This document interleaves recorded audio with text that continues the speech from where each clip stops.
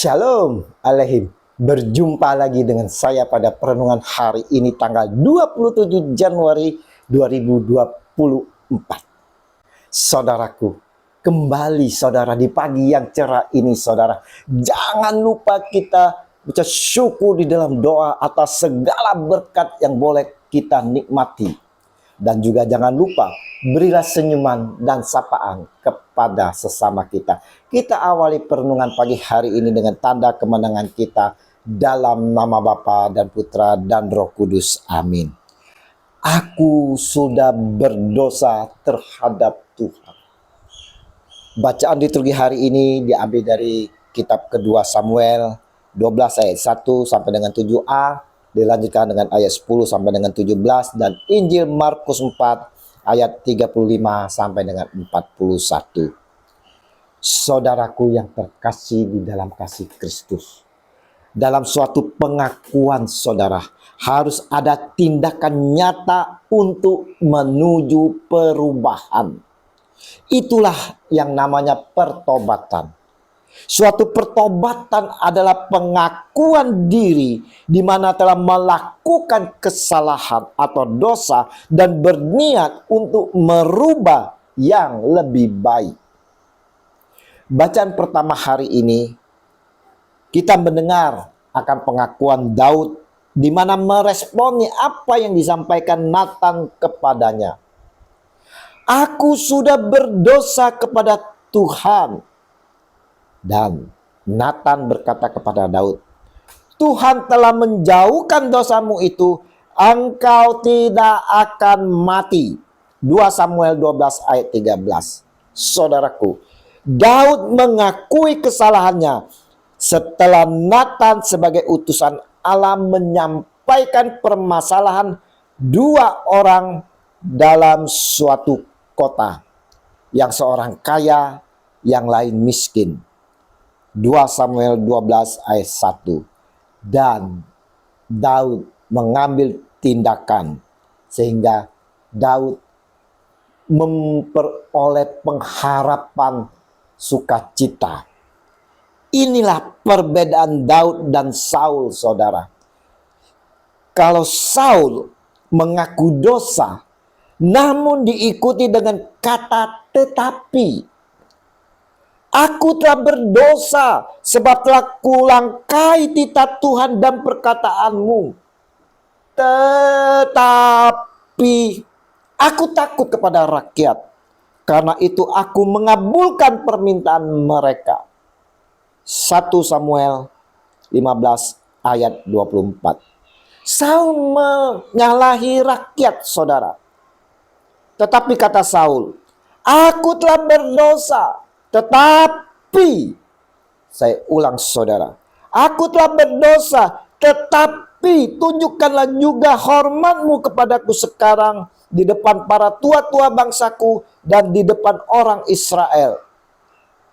Kembalilah bersama-sama dengan aku, maka aku akan sujud menyembah kepada Tuhan Allahmu. 1 Samuel 15 ayat 30. Sekali lagi, Saul mengakui dengan persyaratan tetapi. Bukankah ini juga sering kita mengakui kesalahan kita dengan segala persyaratan, saudara? Tetapi, aku yang salah. Aku mengakui. Tetapi kalau bisa kamu jangan begitu. Ada kata tetapi, saudara. Kita minta pengampunan dari Tuhan Allah kita. Kita juga memakai persyaratan tetapi ya Tuhan, Dia dulu yang menyakiti saya. Selalu ada persyaratan tetapi. Kita lihat bagaimana dengan Daud, saudaraku yang terkasih. Daud mengatakan, aku sudah berdosa kepada Tuhan. Tidak ada kata tambahan tetapi. Atas pengakuan yang jujur dan tulus ini saudara. Dan dengan penuh kerenahan hati. Maka Nathan berkata kepada Daud, Tuhan telah menjauhkan dosamu itu, engkau tidak akan mati. Walaupun demikian, karena engkau dengan perbuatan ini telah sangat menista Tuhan, pastilah anak yang lahir bagimu itu akan mati. 2 Samuel 12 ayat 13 sampai dengan 14. Saudaraku, Daud tetap dengan rendah hati memohon kepada Tuhan untuk anak itu tidak mati, saudara. Tetapi Tuhan tetap menghukum Daud dengan mengambil anaknya. Setelah anak itu mati, Daud sujud menyembah Tuhan. Daud yang jatuh sekarang mulai bangkit meninggalkan dosanya. Daud bertobat dan merubahkan hidupnya untuk kembali kepada Tuhan. Apa yang hendak disampaikan kepada kita melalui bacaan pertama ini, saudara? Dosa adalah dosa. Dosa bukanlah sekedar masalah, saudara. Dan dosa harus bertanggung jawab. Kita harus bertanggung jawab atas dosa kita dan mendapat hukuman. Begitulah dengan Daud. Atas dosanya Tuhan mengambil anaknya. Jika seseorang berbuat dosa dengan melakukan salah satu hal yang dilarang Tuhan tanpa mengetahuinya, maka ia bersalah dan harus menanggung kesalahannya sendiri. Imamat 5 ayat 17. Apa yang dapat kita pelajari dari pengakuan Daud ini, saudaraku yang terkasih? Kita mau mengakui dengan jujur atas segala kesalahan kita, dosa-dosa kita, dengan penuh kerendahan hati mau datang kepada Tuhan Yesus. Akuilah dengan jujur, tulus, dan terbuka. Keterbukaan adalah kunci pemulihan, saudaraku. Mohon pengampunan dari Dia, Yesus Tuhan kita. Dan kita mau sungguh-sungguh bertobat dalam pertobatan sejati. Tidak ada kata tetapi lagi, saudara. Tetapi kita mau bertindak dengan iman. Berubah, meninggalkan hal-hal kesalahan atau dosa-dosa yang lama itu. Dari pertobatan sejati diharapkan dalam diri kita ini akan timbul, saudara. Yang pertama, mengalami perubahan total di dalam kehidupan kita. Di mana kita akan berbalik arah 180 derajat menuju Kristus. Mengikuti Dia. Kita mau hidup dalam pimpinan Roh Kudus. Hidup dalam firman Tuhan. Jangan pernah meremehkan kekuatan firman Tuhan untuk mengubah hidup seseorang, saudara. Untuk menghidup hidup kita ini, saudara. Demikianlah firman-Ku yang keluar dari mulutku. Ia tidak akan kembali kepadaku dengan sia-sia. Tetapi ia akan melaksanakan apa yang Ku kehendaki. Dan akan berhasil dalam apa yang Kusuruhkan kepadanya. Yesaya 55 ayat 11.